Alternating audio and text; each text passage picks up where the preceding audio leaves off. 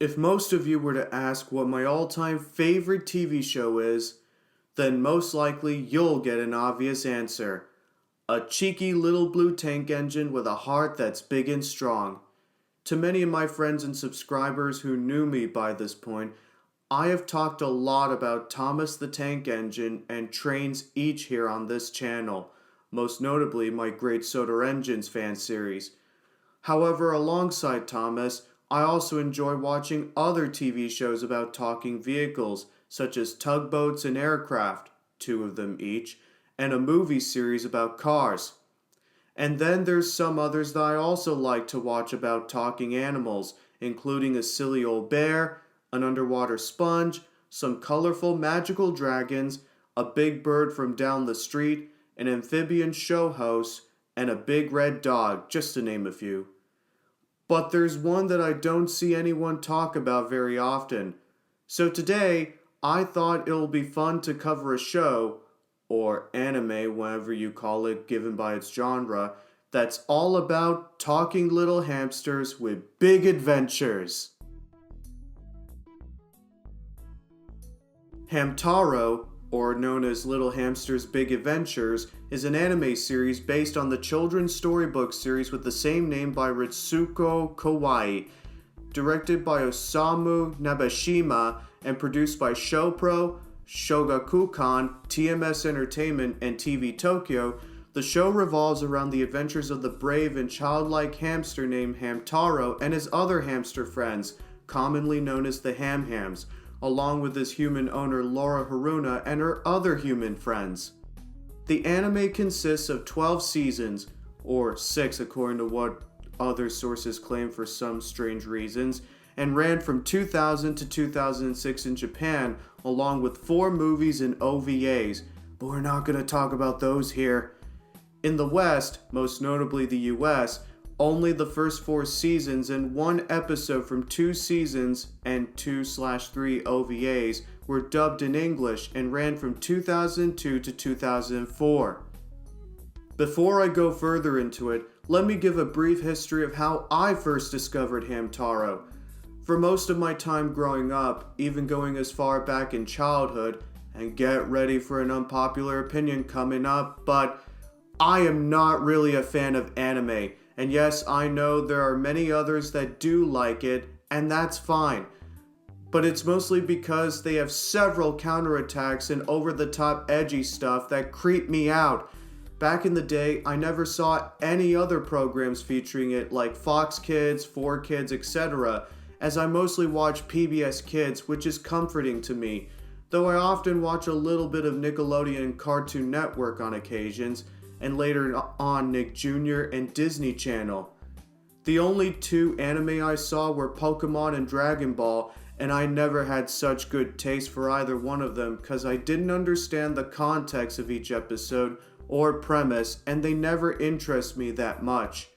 Even when I tried watching other shows of this genre after I first saw YouTube, most of them didn't settle well with me because of those same reasons I stated earlier. And I'm sure I'm not the only one who feels that. I first heard about Hamtaro via a comment from a few years ago, and even though I wasn't expecting anything else, I decided to take a look at what it is anyway. To my surprise, after watching the entire English dub by consecutive order, it was actually really good, and right away I enjoyed it. It feels much more slice of life, which is my kind of preferred taste, and has a mix of funny, cute, and heartfelt moments that, while doesn't play down towards kids, is not super edgy or trying too hard to be crazily epic. I have already expressed my thoughts on a few occasions in both my community tab and on Twitter. However, it rarely gets talked about by other people, aside from a few other users who had seen or heard of the show. And when I tried looking up fan reviews of the show, there are very few of them. So I decided to do this retrospective and review to express my own thoughts of it and why I think it's underrated, especially since it will be the 25th anniversary of Hamtaro coming up. And also, just to be safe, I will only be using still images because the actual footage is heavily copyrighted, especially since VIZ Media owns the rights to the show anyway. So without further saying, ladies and gentlemen, this is my retrospective and review of Hamtaro. Enjoy.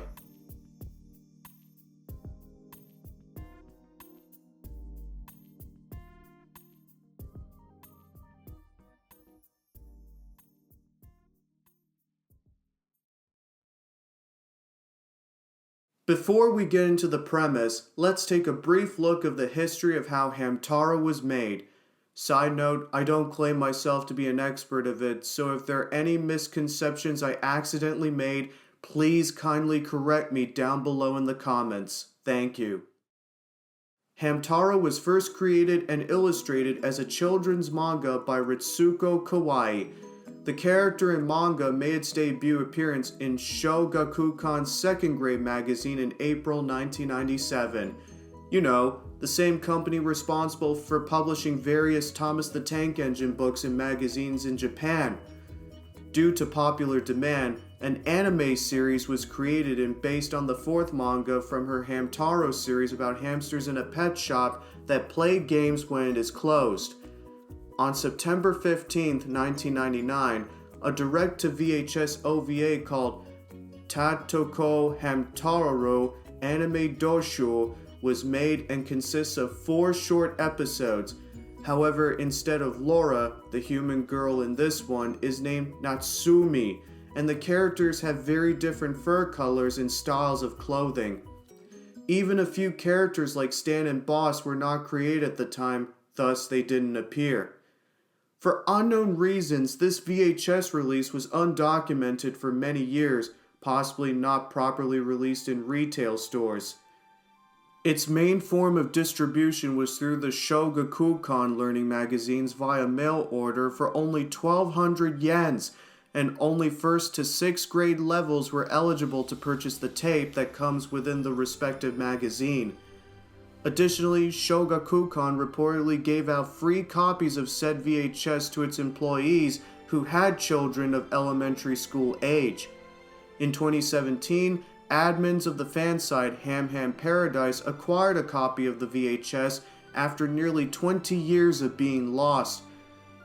A piece of interesting media is that this is the first appearance of the song Hamtaro Todokota, which would later become the opening theme for the Japanese version of the final anime. And speaking of which, by the following year, the first episode of the official anime aired via TV Tokyo on July 7, 2000, which, believe it or not to those watching, was that the show itself came out around the same time as Thomas and the Magic Railroad.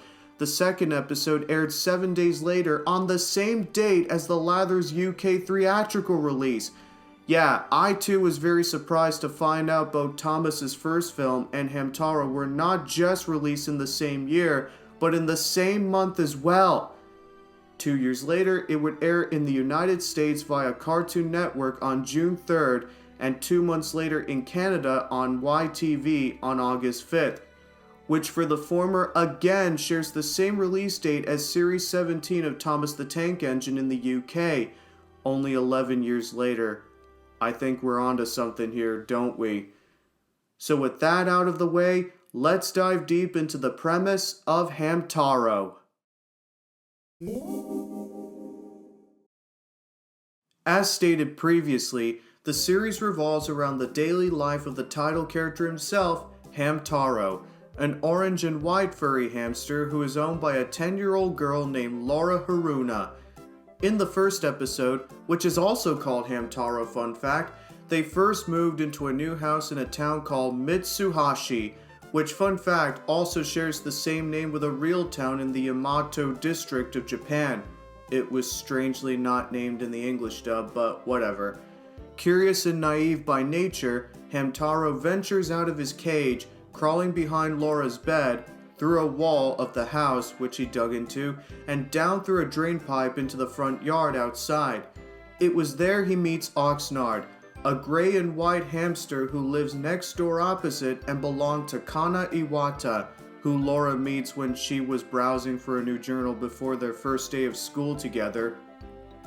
The two hamsters run into Boss, a field hamster who lives inside a tree underground through a series of tunnels, and meet many other hamsters widely known as the Ham Hams throughout the course of the show. Together, they all go on all sorts of playful activities and adventures by exploring new things while also helping out their human owners on occasions while they're not looking. Most of the time, they meet at a special clubhouse, which was also Boss's home. At the end of each episode, Laura writes something in her journal about the day's events, and before the episode ends, she says to Hamtaro, who had just came back from the clubhouse, "Today we've had a really fun day, and I'll bet tomorrow's gonna be even better," which becomes a recurring catchphrase in the remainder of the show. The remaining episodes of the Hamtaro series detail more adventures of the Ham Ham gang, animals, and humans. Notable events include the introduction of many side characters, including the poetic guitarist Jingle and Herbert the Pig, the wise elder Ham and Auntie Viv, the pop star singers Glitter and Sparkle, and the rambunctious girlfriend of Oxnard, Pepper. Outside the additions of more side characters and more details about them, no massive plot changes occurred throughout the course of these episodes. Almost. Never, perhaps, but that's just me. Until the successor of the show during its 8th season, which is the Sweet Paradise era. But we'll save that for later. Speaking of the characters, we'll move on to the next section.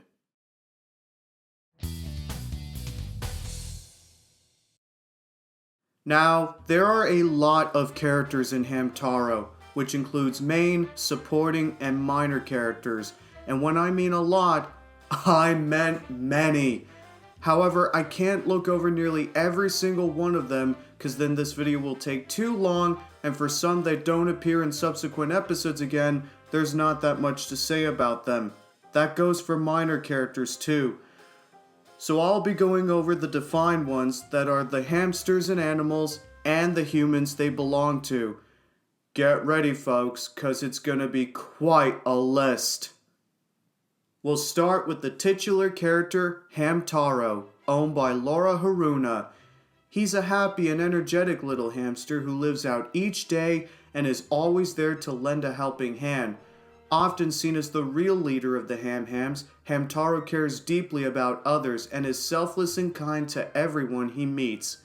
He is always there to help out his friends, no matter what the scenario is, and quite a brave one at heart. However, his innocent nature leaves him clueless about many things, most notably love, such as when Bijou and Sparkle have a crush on him in various episodes. Laura is one of the main human characters in the series. She cares and tends for Hamtaro very much, just as her pet hamster cares for her, to which I really adore this relationship. They're like the Clifford and Emily Elizabeth together. She attends 5th grade and lives with her mom and dad, Marianne and Forrest, and also owns a pet dog named Brandy, who is sometimes sleepy and not active, but still helps out Hamtaro and the other Ham Hams in need. She is very shy around other kids when she first moved in the first episode, but after meeting Kana and both sharing a similar bond for hamsters, they became best friends and Laura's shy attitude begins to fade. She has charming characteristics and a heart of gold, but appears to pout whenever she doesn't get what she demands, especially when she is shown to frequently get bad grades and fail many assignments, as shown in episodes like Laura's Really Gone and Ninham the Ninja. Then there's Oxnard, owned by Kana Iwata. He is Hamtaro's best friend and sort of the T-Bone and Piglet of the Ham Hams. He's a little shy, clumsy, and cowardly, but is always there to lend a hand, though he has trouble controlling his appetite as he is usually seen with a sunflower seed in case he gets hungry. Doesn't it sound similar to a certain blue wiggle I know? He also has a crush on Pepper, who belongs to Kana's cousin Dylan on the Flower Ranch, which he admits his true feelings to her in her debut episode. I find him really adorable, honestly, and funny too at the same time, even if there are a few episodes where he sometimes gets on my nerves, such as the Great Chicken Chase for example, but still. He also sounds like a young Patrick Star, except he's not dumb, unlike the latter. Kana is another main human character, both as Laura's best friend and next-door neighbor. She also attends 5th grade. She is a friendly and artistic girl who generally serves as Laura's sidekick and companion. She lives with her mom and dad, Cindy and Conrad. She also has a passion for painting and drawing sketches, mostly that of Oxnard. She and Laura are almost always seen together, partaking in many activities together. The only episodes where they did fall out on occasion were in Courage Cappy and Keeping Promises, but that's it. Another set of best friends are Penelope and Pashmina, each owned by Kylie and June. Penelope is the youngest of all the Ham Hams and is usually seen with her yellow blanket cover. She can't say anything because of her young age and always says uku or ukwi. While she means well, she does get into trouble more often than most of the other Ham Hams, such as getting lost or falling into holes. Pashmina, on the other hand, is a very sweet and humble hamster who wears a pink scarf, which she is very attached to and loves very much. She is extremely gentle and caring to all hamsters and treats some as if she were their own mother without being patronizing. Both she and Penelope act like sisters together, and when they are separated, as shown in 2 episodes, they feel reluctant. Penelope is my favorite of the Ham Ham gang alongside Elderham because of how adorable she is. Even Pashmina is such a lovable character too.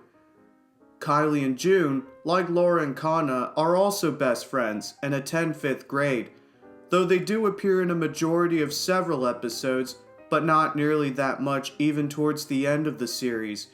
They often play video games whenever one of them comes to visit with their hamster and have separate passions. Kylie enjoys baking while June has a passion for ballet. Next up is Bijou, owned by Maria. She is a female French fluent hamster with white fur and blue ribbons. She is an elegant and somewhat unworldly hamster, but she is not above getting dirty when she needs to help her friends, always acting very generous and helpful. She has a massive crush on Hamtaro, though Boss also has a crush on her, but she is not fully aware of this, always seemingly to view him more as a big brother to her. She does feel like a fan favorite not just because of her beauty, but for her kind and generous persona. Maria is also Laura and Kana's neighbor who was born in France, but moved to Japan with her parents. She is a talented pianist, though she seemingly does not attend the same school as the other kids, always having a private piano tutor instead. She lives in a mansion, though she didn't meet Laura and Kana in the first 2 seasons up until about season 3.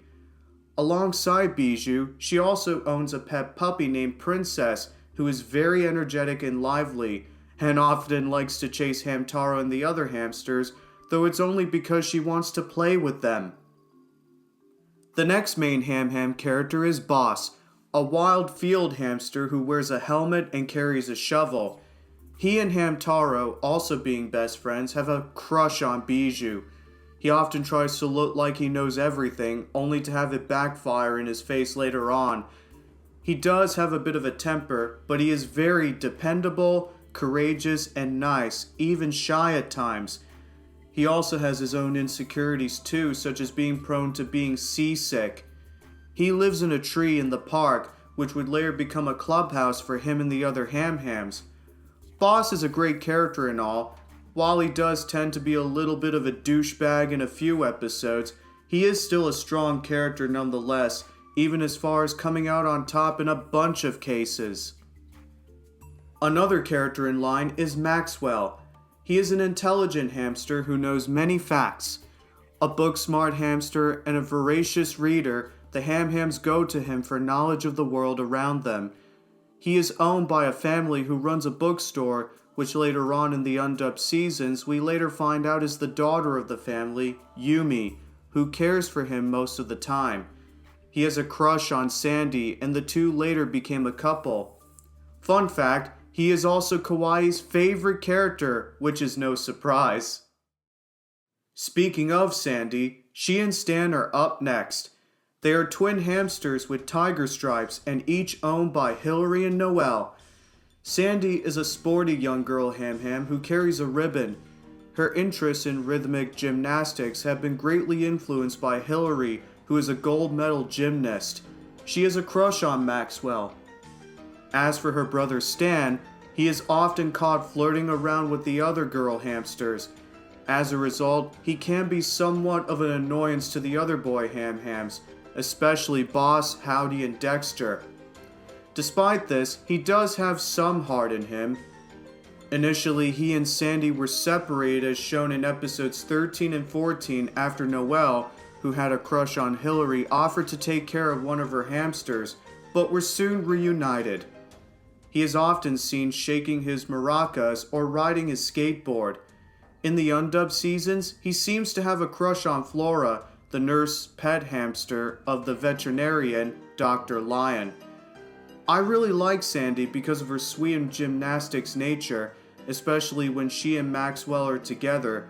But Stan, who is by far one of my least favorite characters of the Ham Ham gang, I cannot stand, because despite being older than his sister, you think he's a good brother to her, right?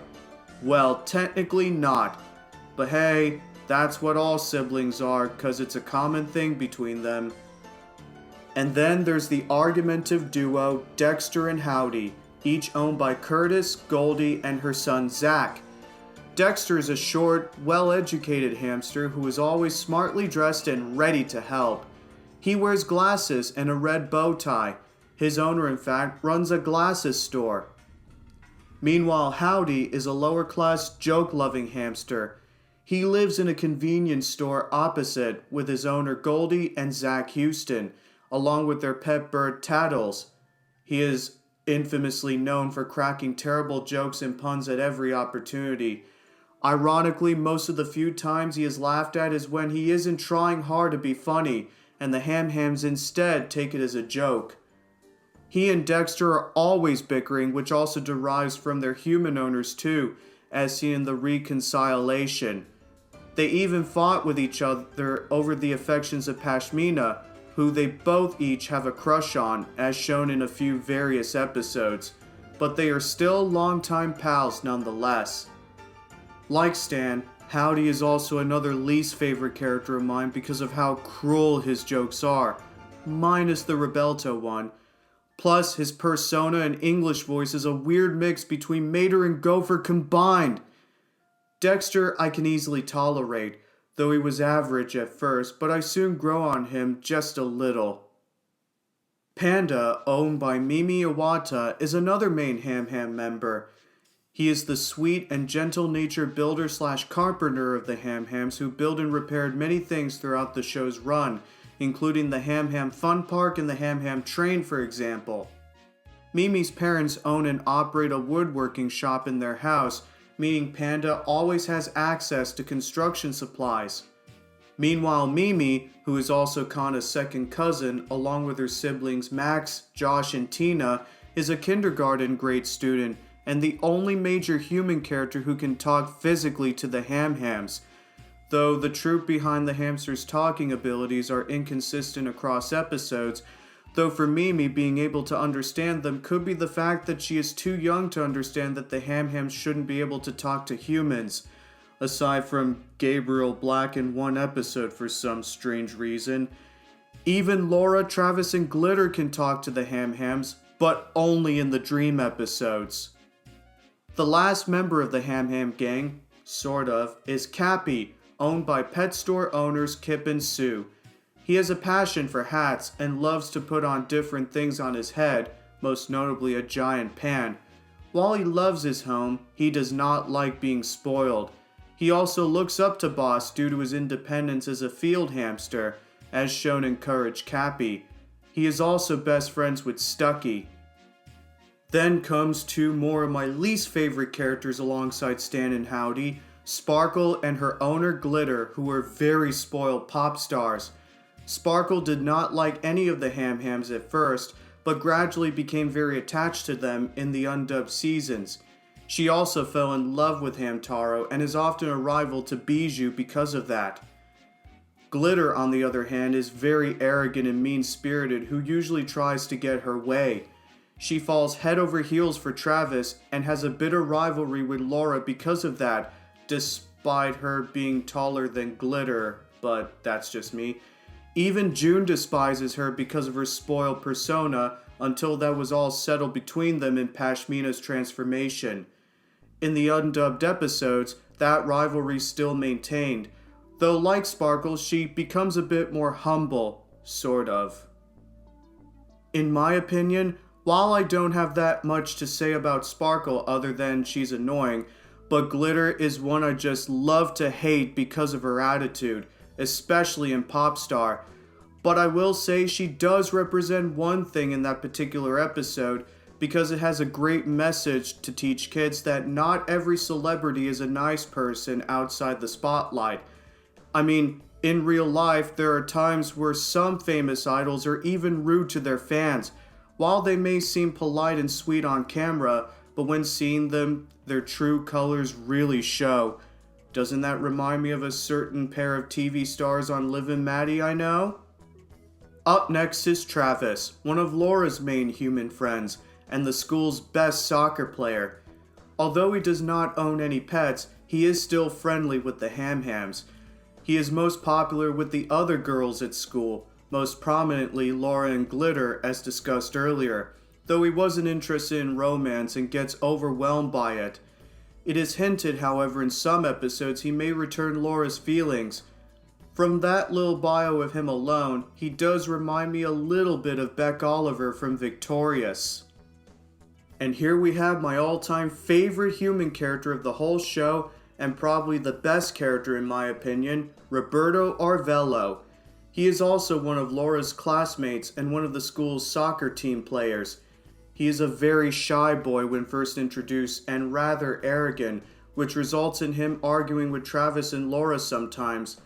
He also has a fear of rodents and gets rather distressed whenever he sees Hamtaro, often calling him a rat, which is the equivalent of people getting scared of insects, bats, or mice. However, he is really a kind boy who often is misunderstood, and his attitude gradually changed over time. He is also an animal lover and very fond of Laura's dog Brandy. He also has a puppy named Samba, who became best friends with Brandy in the Milky Way. It is implied that he has a crush on Laura and often helps her on occasion, though she never notices this and never seems to be interested in him. Honestly, I prefer Roberto more than Travis because of him having the best characteristics, especially in his arc in Season 4, but I'll get to that later. He does remind me a bit of Cranky the Crane from Thomas the Tank Engine and Kid Two Feathers from Shining Time Station for those reasons alone. Even him and Samba's friendship is somewhat similar to the former's relationship with Stuart the Seagull in Bubbling Boilers. As for other characters, I'm gonna try and keep it brief. The most mysterious Ham Ham character of the gang is Snoozer, in which Boss found him in the clubhouse via episode 2. It is unknown exactly where he came from or even how he found his way there, but he is always sleeping and often utters some helpful and wise advice when the Ham Hams are in need of it. Another character named Omar from a faraway land looks exactly like him while he was exploring the world in the Snoozer mystery. I was really confused about Snoozer myself. I wish there was some sort of backstory of where he came from. Plus, if he was sleeping throughout the entire show, how can he survive if he's not hungry? Then again, we'll never know otherwise. The last major hamster character is Jingle, who is said to be a main Ham Ham character when technically he isn't. He is a field hamster who appears occasionally throughout the series. He speaks in rhymes, which often confuse the other Ham Hams, but they soon figure out what he means, most of the time. He is clueless on many things, but tends to give wise advice. He mainly rides in with Herbert the pig, the latter introduced in Hamtaro Please Come Home, and in which Penelope also has an affection towards. In my opinion, he is somewhat of a mid character. He's fine in some episodes where his advice comes in handy, whether intentional or not, but in other few episodes he does somewhat get on my nerves, such as Jingle the Wanderer, or even my least favorite episode, Hamtaro in the Spaceship. Elder Ham is another favorite character of mine too. He's the grandfatherly figure to all the Ham-Hams, though he does have a habit of falling asleep while talking. Despite this, he is a source of wisdom for all the Ham-Hams. Other times, he's also an agent of chaos, which can be funny too at times. In a wonderful Santa Claus episode, we learned that he's a good friend of Santa Claus. As for Auntie Viv, his lover, she's like a motherly figure to the Ham-Hams too. She's incredibly athletic and energetic, though she can often sometimes act wild and rude on occasions towards Elder Ham, but she's still kind nonetheless. In the episode Even the Ham-Hams Get Seasick, we learn that she was once the pet of a ship's captain. Pepper is the girlfriend of Oxnard and pet hamster of Dylan, who lives in the country on Flower Ranch. She's a lot braver and can be very rough and feisty, often calling the Ham-Hams city slickers. But like most others, she's very friendly and cares for her friends. And then there's Sabu, who's a seed vendor who feeds anyone he sees, and his girlfriend, who is of a pigeon named Francois. He only appears in some episodes from time to time. Nothing unusual. Human character-wise, we have Philip Yoshi, who is Laura's 5th grade teacher. He is young and enthusiastic, but is more wimpy and has a morbid fear of chickens, which I really don't like and understand, but I'll get to that later. However, he has conquered his fears several times to win the heart of Charlotte Rooster, who is all good with chickens and dreams of becoming a veterinarian despite her father's strict family orders. In How to Rescue a Wedding episode, both are now married and even have a child, in the Japanese version, whom the Ham-Hams often try to protect. Then there's Dr. Lion, a famous veterinarian and owner of Flora in the Japanese episodes. Dylan, as stated before, is Kana's cousin and owner of Pepper and the other farm animals on Flower Ranch. And that does it for all the characters. I know there's a lot more, but like I said, even for minor ones, I cannot bother covering nearly every single one of them. However, that is still quite a good majority of them, even if there's a few that are my least favorites sometimes. But enough about that. Let's move on.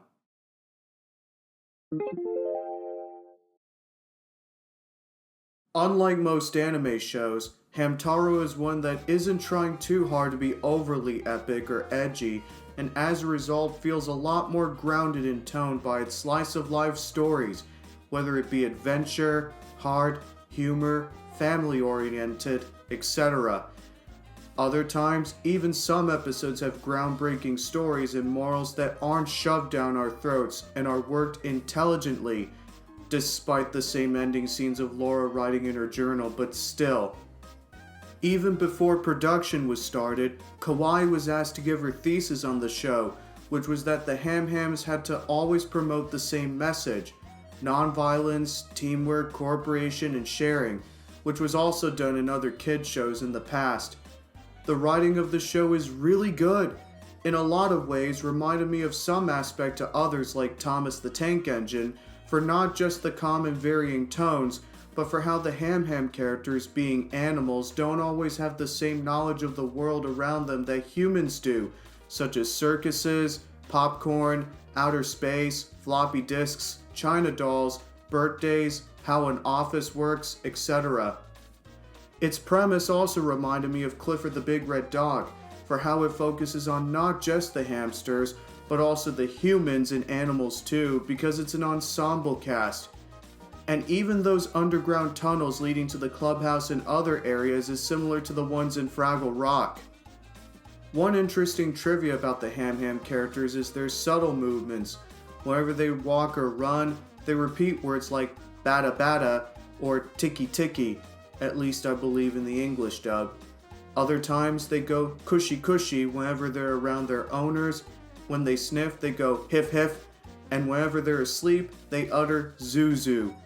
I'm no animal expert myself, but it's still interesting to learn.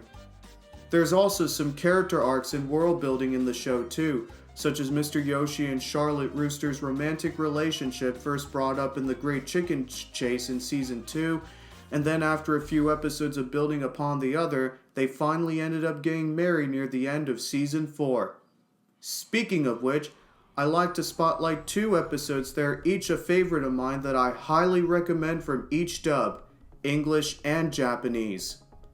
The first episode example is Roberto's Ally. In this one, Roberto gets into an argument with Travis and the players on the soccer team because of him not passing the ball because of his egotistical, lonesome self, and as a result, he quits.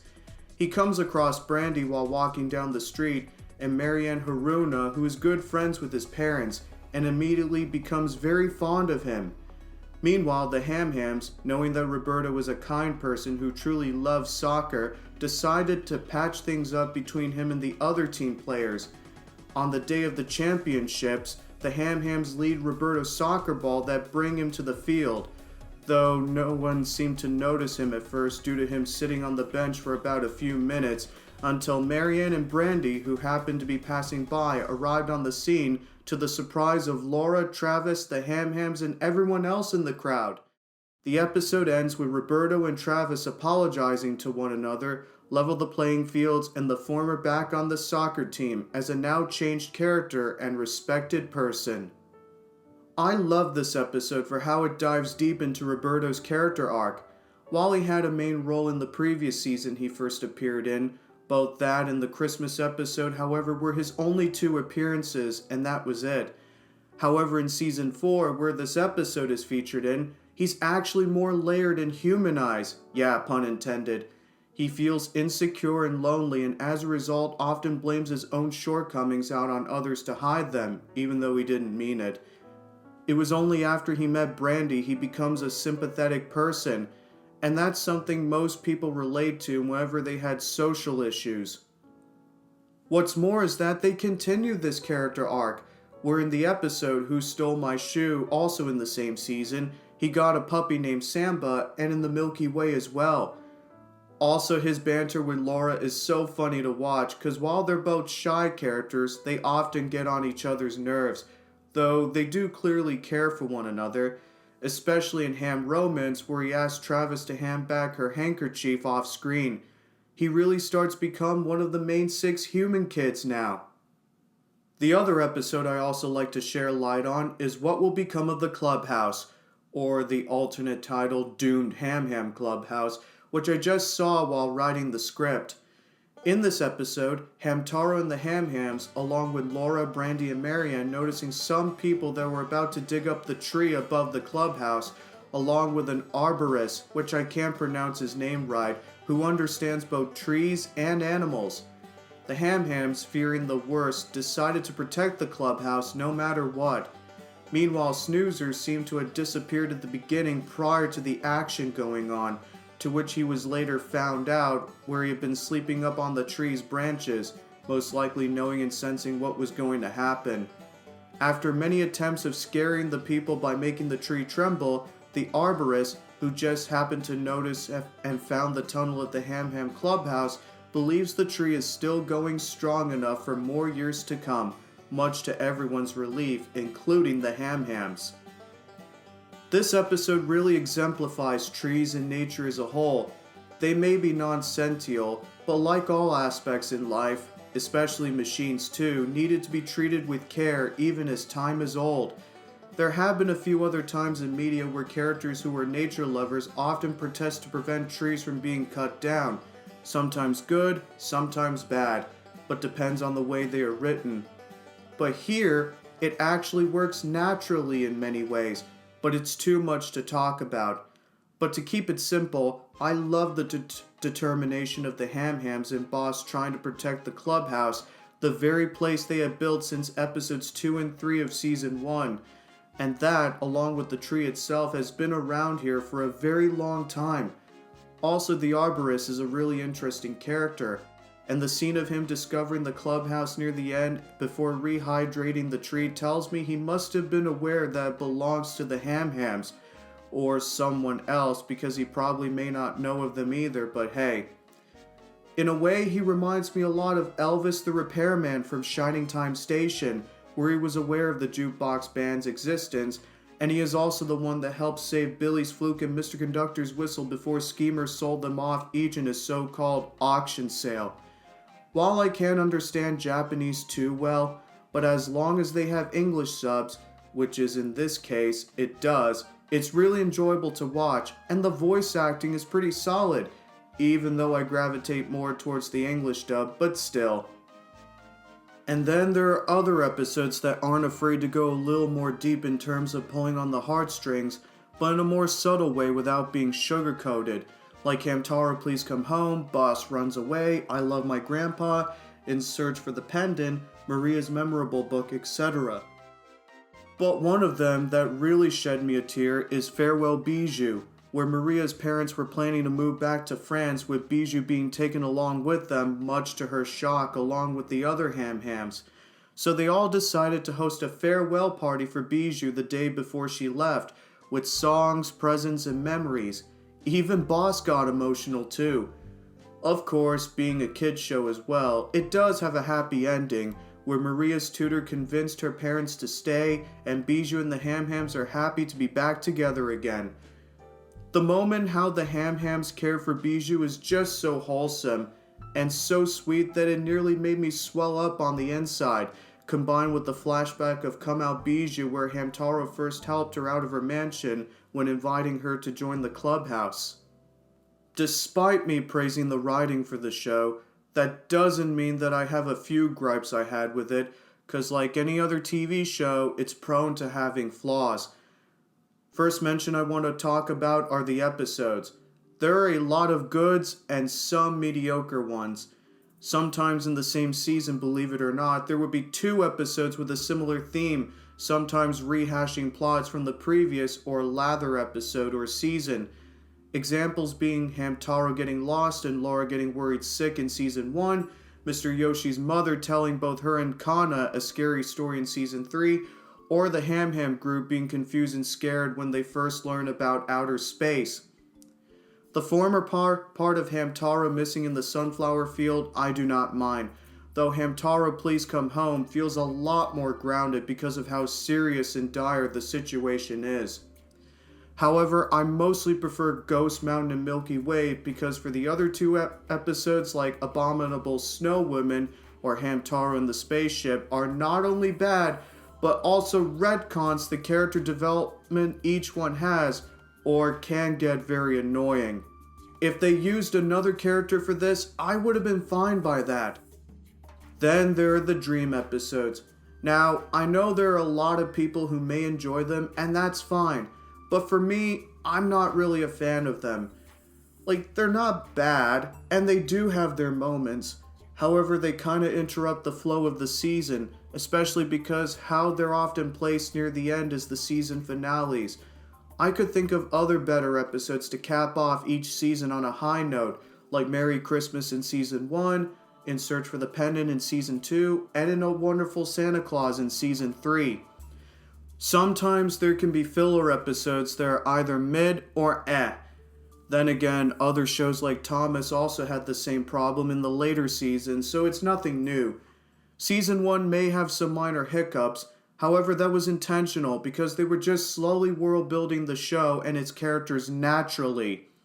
But when it comes to Season 2 onwards, that is when you get these kinds of episodes where nothing just happens and kinda interrupt the flow of the story, like Jingle the Wanderer. I know it's meant to introduce Jingle, but I got so bored of it, and it just made me want to, well, fall asleep. Then there's the Mimi and the Amusement Park 2-parter. While it's slightly okay-ish, but I kind of feel this drags out both parts, and could have been easily swapped out for another one. Now that we covered that, the other major nitpick I have is how much screen time each characters have. Now, not nearly all of them are bad. Most of, if not all, are really good and strong characters. However, not nearly all of them got any sort of screen time. Take Hillary and Noelle, for example. They first debuted in Season 1, but after that season, we never saw them again until like Season 6, which is one of the undubbed seasons, where they finally appeared again. I don't know why it took them so long to finally decide to bring them back, but if they stayed in the show, it would have been more satisfying. Heck, even Glitter got more limelight in The Lather as well, despite me not liking her. As for June and Kylie, they are still great characters and are honestly the most underrated ones in my opinion. However, even in the first 4 seasons, they didn't get enough episodes themselves. Well, Kylie did get a secondary role in Welcome Home Penelope, and June also got one in Pashmina's transformation. There is one 2-part episode which does focus on them having a fallout, those being Penelope's dream and our Ham Ham castle. In this 2-parter, the first one after Kylie read her a bedtime story about a castle, Penelope dreams of finding one herself, so she goes on an expedition with the other Ham Hams. However, a raging storm comes in, and Penelope's excitement and nearly getting into trouble in the rain causes Pashmina to get sick. Meanwhile, June accidentally messes up Kylie's cake, to which the Lather gets very upset and yells at her. When she got home, June becomes depressed after noticing Pashmina getting sick and feels worried for her.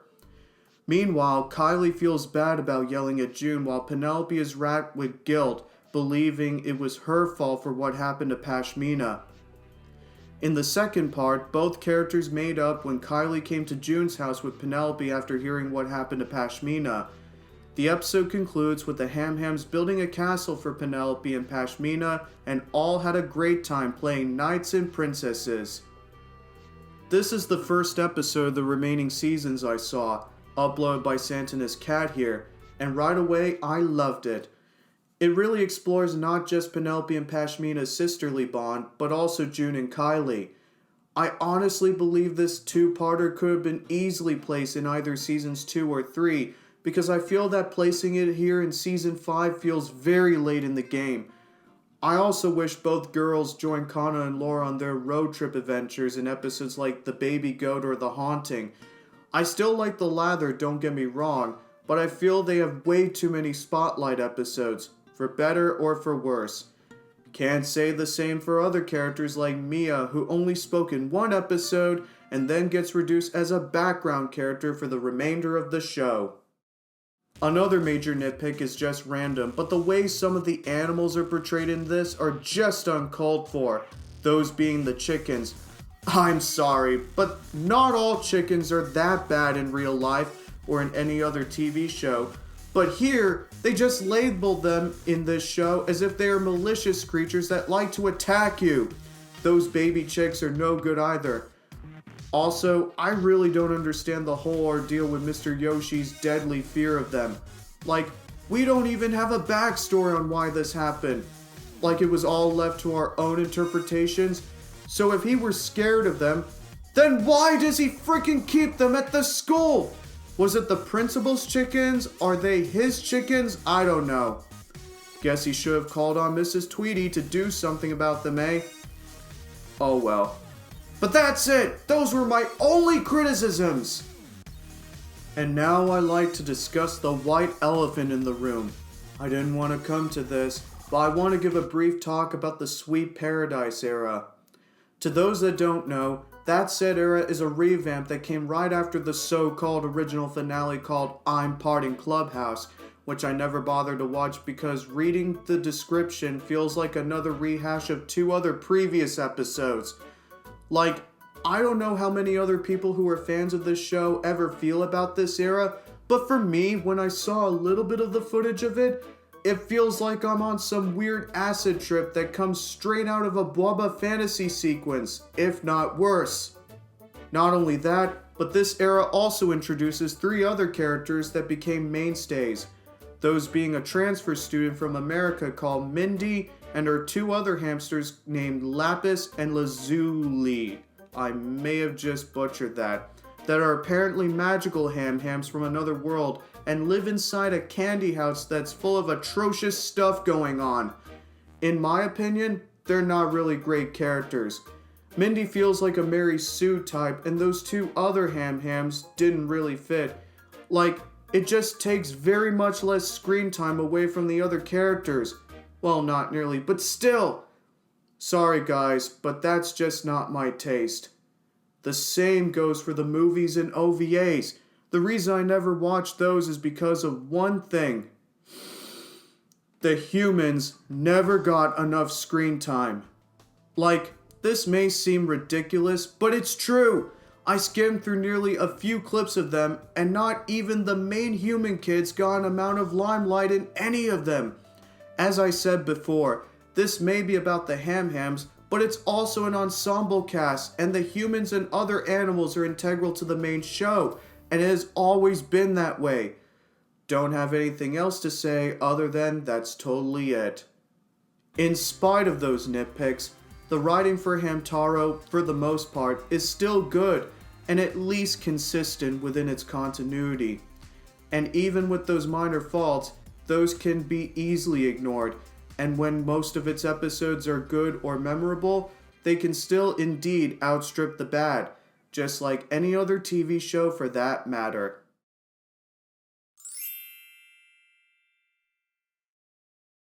Moving on to the animation of the show, I gotta say, it looks really good. Sure, it may not age well in today's standards, but all the while is still charming in its own right. The setting for the anime looks exactly like any other Japanese city, town, or country, such as the houses, buildings, harbors, parks, animals, beaches, mountains, etc. And even the texture looks pretty good. But one thing though that I love most about the animation is the different seasonal aesthetics. While there are some episodes that are set in summer, there are occasional ones whether it be in fall, spring, or winter. They just look so beautiful in terms of tranquility. And then there's those majestic looking sunsets that are just so magically wholesome. They feel so reminiscent of those evening scenes in Thomas, Tugs, and Theodore. For the characters themselves, I'll start off with the Ham Hams. I really love how chubby and furry they all look in the first few seasons. They look just like how actual hamsters are in reality. I did not like the way they were rendered in the final remaining seasons, even in the Sweet Paradise era, which for some baffling reason, they look too skinny without any fur, their bodies are way too thinly small, and they have big heads. I'm sorry, what? As for the human characters, there's not much to say about them other than they're also very well animated. I will give the later seasons credit though for giving them different styles of clothing throughout the years. Although if this were the case, despite me giving the show credit for its world building, the characters strangely never grow in age. Like, I would have loved to see Laura, Kana, June, Kylie, Roberto, and Travis all graduate from 5th grade and enter middle/high school where they each take on new challenges as well as making new friends and a few rivals. If someone could do one fan art piece of them, that'll be great. Not only that, but it would have been cool also to hear Penelope learning how to use her first words as she gets a little older until near the end of the series she finally speaks and becomes more mature and confident, but more of a gradual thing. Then again, not nearly any other TV show has characters aging either. Moving on to the next category.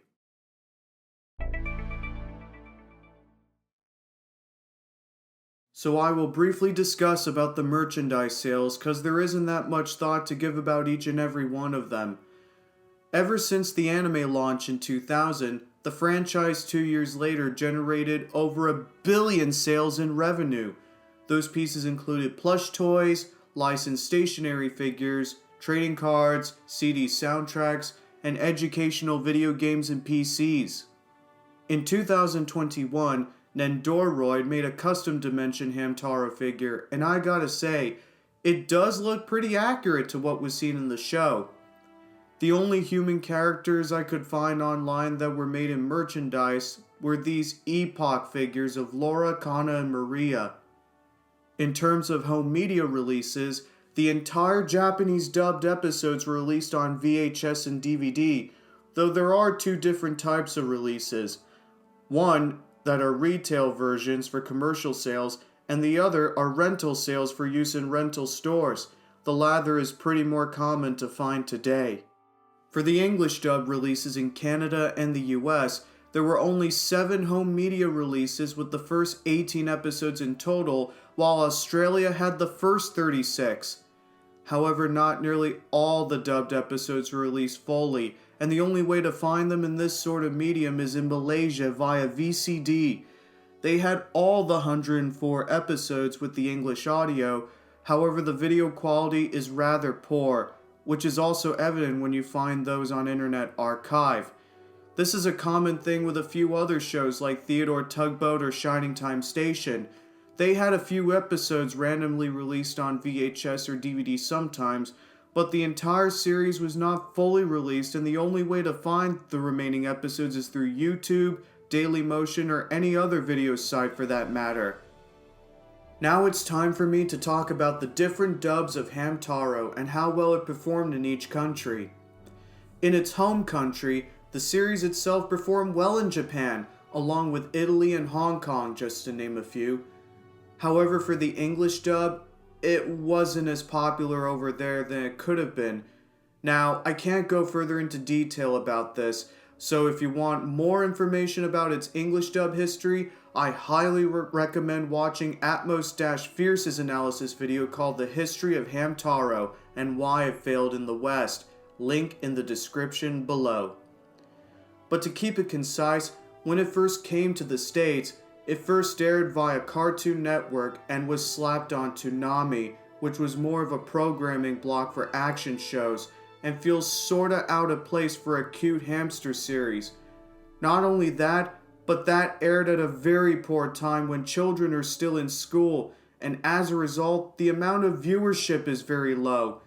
The last episode they aired was a random Season 7 episode, along with the Ham Ham Games OVA in 2004 for some strange reason. Not sure about its popularity in Canada, but then again it might have had the same problem as its US airing broadcast. In my opinion, I think Hamtaro could have been more successful in the US if it were broadcasted on another kid's channel, i.e. Nick Jr. Now you may be thinking, what does that have to do with Hamtaro? Well, for those that don't know, they have aired some other slice of life preschool and other children's shows that define everyone's childhoods. Plus, they actually used to air a few other Japanese kids shows before in the 80s and 90s. So I think Hamtaro would have benefited well into that category, and had it been more popular had it aired at better timings, then we would have had all the remaining seasons of the show dubbed in English. When it came to voice acting in said dub also, I gotta say, I really enjoyed it. I know some people may disagree, but I think they put on a spectacular natural performance as their respective characters.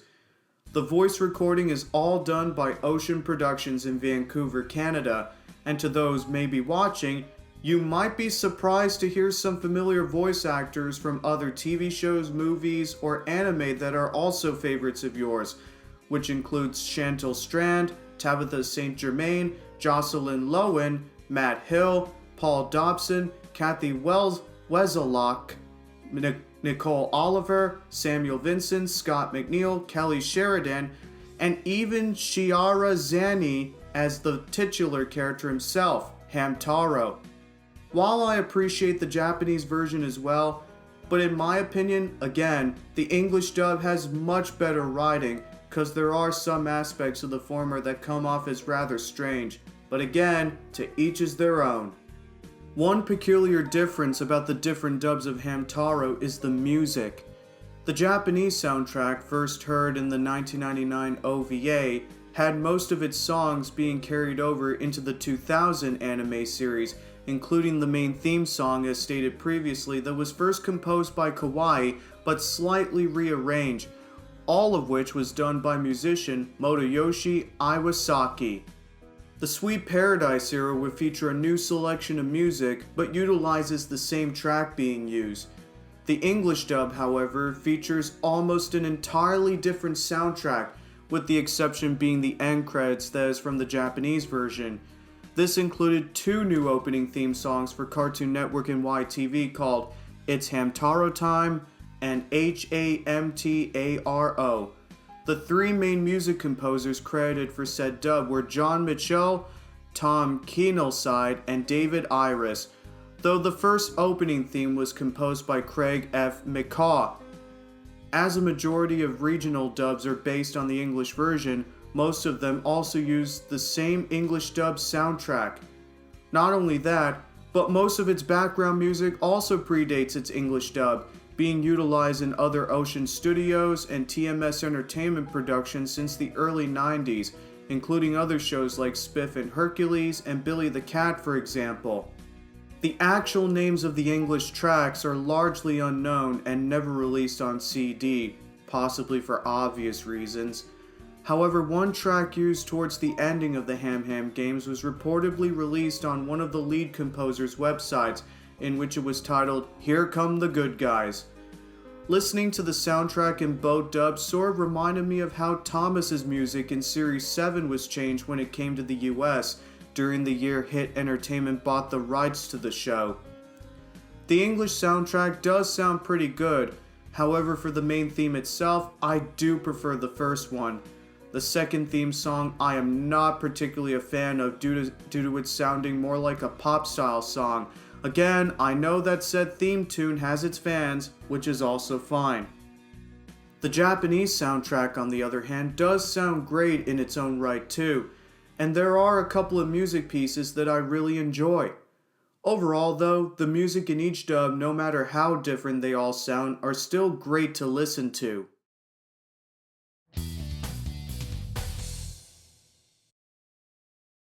So overall, after going through all the sweat and pain covering the show's background history, what do I think of Hamtaro?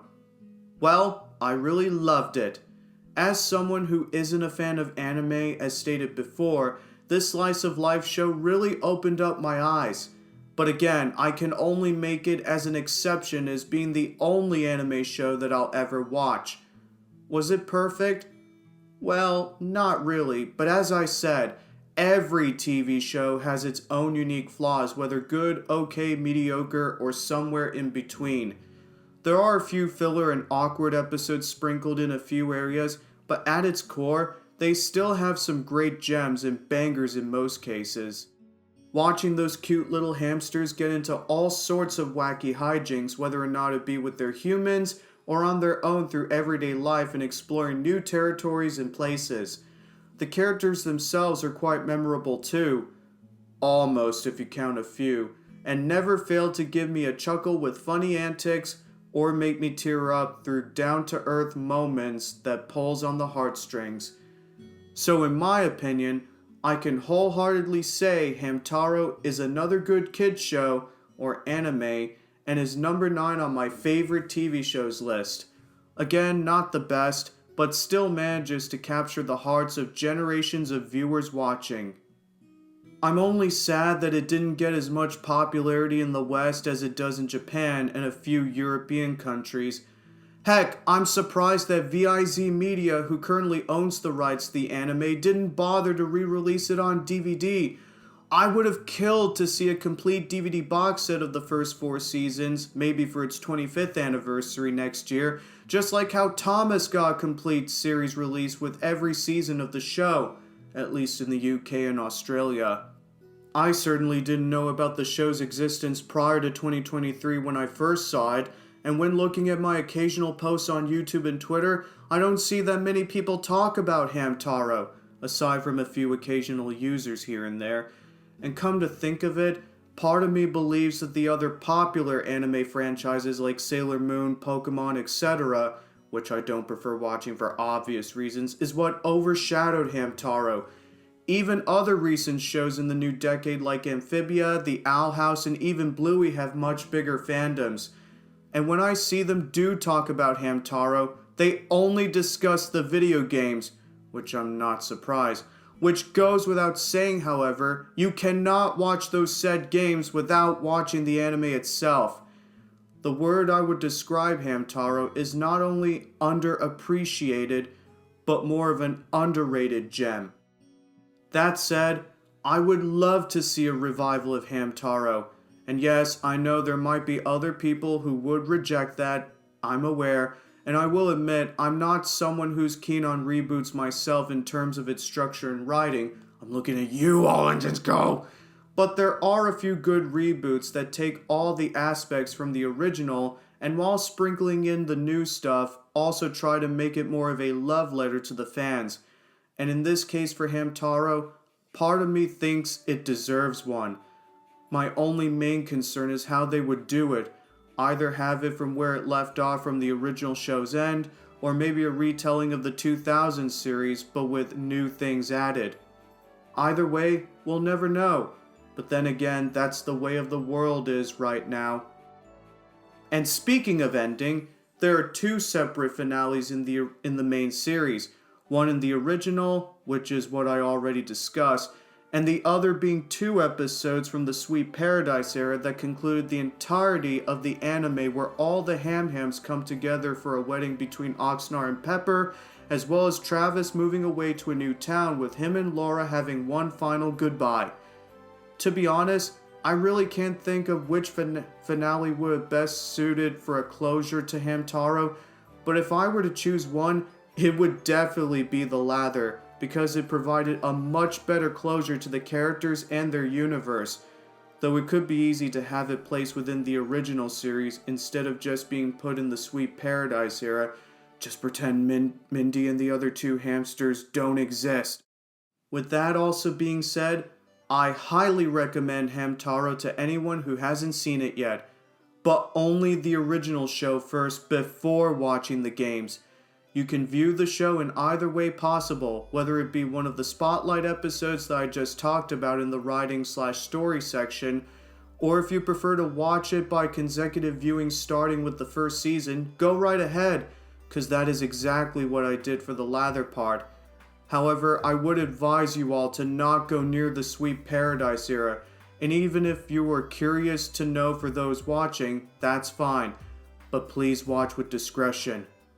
In one of my community posts last year, I left 2 links each to both the English and Japanese dubs on Internet Archive, cause it's currently the only place to watch them cause YouTube wouldn't be possible due to copyright. And in the pinned comment below, I also left a link also to the complete series also from said site that is a mix of English, Japanese, and Italian dubs.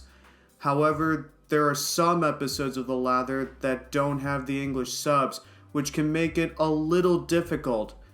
Thankfully, Santa's Cat, also linked to his channel in the same comment, has uploaded some episodes that have those said subtitles for those wanting to know dialogue-wise. And in the gross, greedy, depressing current world that we all live in right now, this show about silly, beloved talking hamsters are sure to put a smile on everyone's faces. And even after more than 25 years, Hamtaro, despite disappearing into the void, will always live on through everyone's hearts and memories. I've been the Sudri Nazir, wishing you all a hamtastic day, and I will see you all in another video.